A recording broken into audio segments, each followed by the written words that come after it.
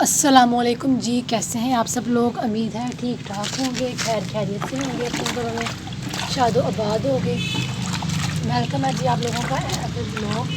Thank you so much. आप सब लोगों को मेरा क्वेश्चन आंसर्स का ब्लॉग बहुत पसंद आया। ऑलमोस्ट सबके सभी क्वेश्चन थे वो आंसर हो गए थे। हाँ, एक क्वेश्चन था जो आंसर नहीं हुआ था, वो था जी कि कॉमर्स की फ़ीस कितनी है और उसमें स्कॉलरशिप का क्या सीन है। मैंने कहा चलें, मुझे उस बारे में जितना नो है मैं आप लोगों को शेयर कर देती हूँ, क्योंकि मेरी छोटी सिस्टर कॉमर्स में पढ़ती है। जैसे कि मैंने कल आपको बताया था कि वो सॉफ्टवेयर इंजीनियरिंग कर रही है, तो जी वो तो है स्कॉलरशिप पे। और उसके क्योंकि काफ़ी अच्छे मार्क्स थे, जितना मुझे नॉलेज है मैं उतना ही शेयर करूँगी। पहली बात तो ये है। अच्छा जी, उसके जो है वो 1000 समथिंग, आई थिंक 1057 या 1007 इस इतने उसके मार्क्स थे एफएससी में। ठीक है, तो वो माशाल्लाह काफ़ी ब्रिलियंट स्टूडेंट है। उसके मैट्रिक में भी 1000 प्लस मार्क्स थे एंड देन एफएस में भी उसके 1000 मार्क्स थे। और जो एक टेस्ट होता है कॉमर्स में, पहले एनटीएस उसको बोलते हैं, वो भी उसने दिया था, उसमें भी वो क्लियर हो गई थी। तो definitely on the basis of test and on the basis of previous marks उसको जो है वो स्कॉलरशिप अलाउ हुई थी। वैसे तो I think so almost 1,20,000 fees है पर सेमेस्टर। अब आपको पता होगा कि सेमेस्टर एक्सचेंज में क्या होता है। जैसे अगर बीएस की डिग्री कर रहे हो तो 4 साल की डिग्री होती है और फिर एक साल में 2 सेमेस्टर होते हैं और एक सेमेस्टर की फ़ीस जो है वो 1,20,000 होती है और टोटल 8 सेमेस्टर होते हैं। ठीक है, तो 1,20,000 एक सेमेस्टर की फ़ीस होती है without any scholarship. I think so अब तो शायद इससे भी ज़्यादा होगी हो, लेकिन मैं जो इतना मुझे नॉलेज है मैं उतना आपको बता रही हूँ। उसके अलावा जी आ जाता है कि मेरी सिस्टर की जैसे कि मैंने आपको बताया कि उसको स्कॉलरशिप लगी हुई है। तो स्कॉलरशिप लग के जो उसकी फ़ीस थी वो 25,000 थी फ्रॉम द फर्स्ट सेमेस्टर। लेकिन चूँकि अभी वो 6 सेमेस्टर में है तो वो थोड़ा सा, आपको पता है महंगाई तो रोज़ होती है, तो इस हिसाब से उनके भी थोड़े से चार्जेस जो है वो बढ़े हैं। आई थिंक सो अब उसकी 28 तक हो गई है या 30 तक ऑलमोस्ट हो गई है। इतनी मतलब उसकी फ़ीस है विद 1000 प्लस मार्क्स। और अभी वो मुझे एक दिन बता रही थी कि ये तो तब का क्राइटेरिया था कि जब वो उसने एडमिशन लिया था, अब थोड़ा सा क्राइटेरिया स्ट्रिक्ट हुआ है। अब जो है वो पता नहीं 90% पे स्कॉलरशिप लगती है या क्या सीन है। तो ये इस तरह का कुछ मतलब कि है। बाकी वो आने जाने के लिए यूनिवर्सिटी की ही ट्रांसपोर्ट यूज़ करती है, यानी कि कॉमर्स की अपनी प्राइवेट बसेज़ हैं बहुत बड़ी बड़ी, वो यूज़ करती है। वो हमारे घर के सामने से उसको पिक करती है और हमारे घर के सामने ही उसको ड्रॉप कर देती है। तो वो उसका रेंट है जी। जब उसने जाना शुरू किया था, you people can not imagine, जब उसने जाना शुरू किया था फ्रॉम द फर्स्ट सेमेस्टर, तो उसकी जो फ़ीस थी बस की वो 15,000 थी पर सेमेस्टर। ठीक है, एक सेमेस्टर की उसकी 15,000 फ़ीस थी बस की। ठीक है, लेकिन फिर अंदर आपको पता है कि आए दिन पेट्रोल की प्राइसेस बढ़ जाती हैं। तो जब पेट्रोल की प्राइसेस बढ़ी तो फिर उसकी जो है वो एकदम से 10,000 जो है वो किराया भी बढ़ गया और अब उसकी जो है वो बस की फ़ीस 25,000 है पर सेमेस्टर की बस की ट्रांसपोर्ट की फ़ीस। ठीक है, और उसकी यूनिवर्सिटी हमारे घर से, लाइक उसको मैंने ये बात पूछी थी कि क्या ये डिस्टेंस पे डिपेंड करता है कि कितना बस का किराया है। तो शी सेड के अगर आप जैसे कि हम जहाँ जिस शहर में रहते हैं, अगर तो आप उसी सिटी के हो तो फिर चाहे आपका घर यूनिवर्सिटी से 2 गलियों के फासले में है और अगर आप ट्रांसपोर्ट यूज़ कर रहे हो तो आपको जो है 25,000 ही पे करना पड़ेगा।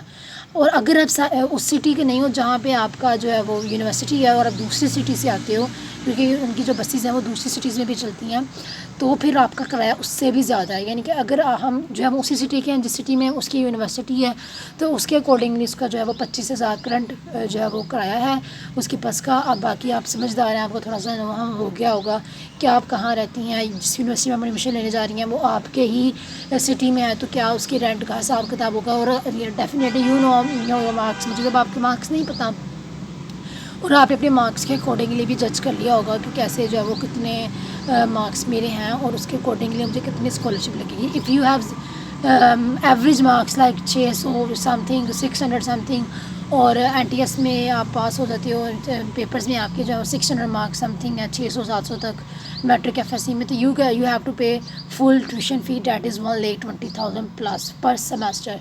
But if you have good marks like 900 1,000 1,050, so you got a 70% scholarship and then your fees will be almost 25,000. Okay, I hope you understand my point. Thank you so much for watching my vlog. जो question answer का vlog मेरे viewers को बहुत अच्छा लगा, उन्होंने मुझे बड़ा अप्रिशिएट किया। Thank you so much everyone. तो आज मैंने कहा चलिए यार एक क्वेश्चन मिस हो गया था तो इनका भी आंसर देना बनता है, उनका भी पूरा हक बनता है कि उनको भी क्वेश्चन आंसर्स में उनके भी क्वेश्चन का आंसर हो, तो ये मैंने व्लॉग उन्हीं के लिए बनाया है बेसिकली। और बस थैंक यू सो मच। अब मैं जो है वो बस इसकी एक शेक ड्राई क्रमिंग करूँगी एंड देन मैं भाग जाऊँगी। आप लोगों को मैं वेदर दिखाती हूँ। और इतने ज़्यादा बादल हुए हुए हैं, इतने ज़्यादा कि लाइक आज ना सुबह से ही वेदर ऐसा है, तो मुझे बस लग रहा था कि मेरे से वीडियो भी नहीं रिकॉर्ड करो नहीं और जो है ना वो बारिश आ जानी है। मतलब इतना ज़्यादा वेदर, और स्टिल वेदर काफ़ी ज़्यादा अपसेट है।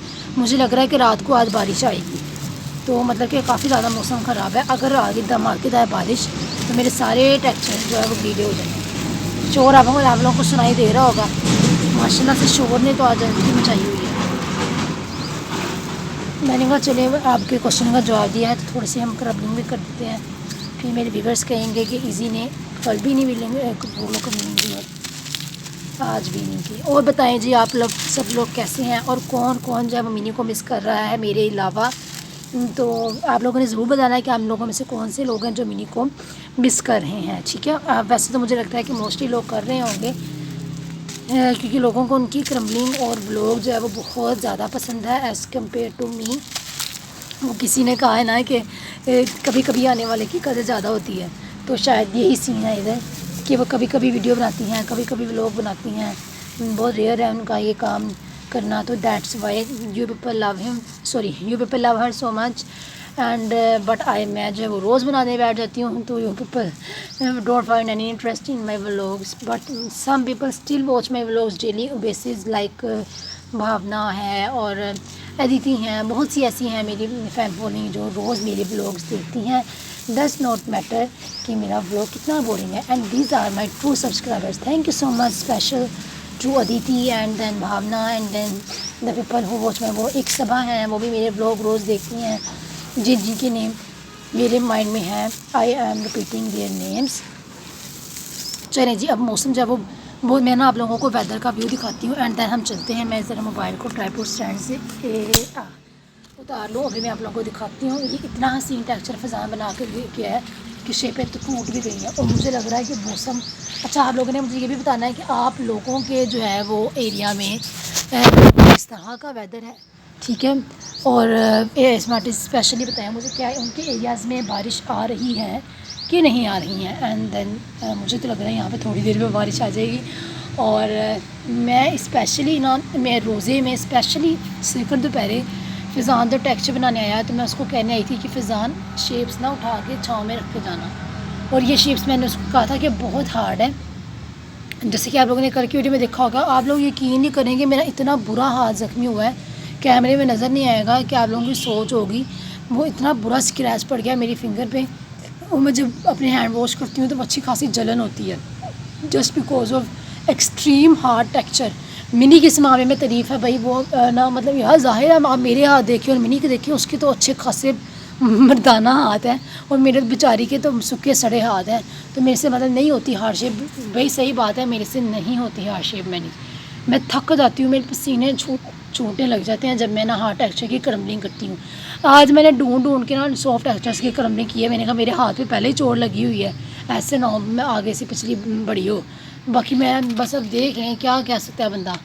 स्पेशल कहने आई थी फ़िज़ान को कि यार ये काम कर दो, लेकिन नहीं, उसने मेरी बात को बरन नहीं रखा।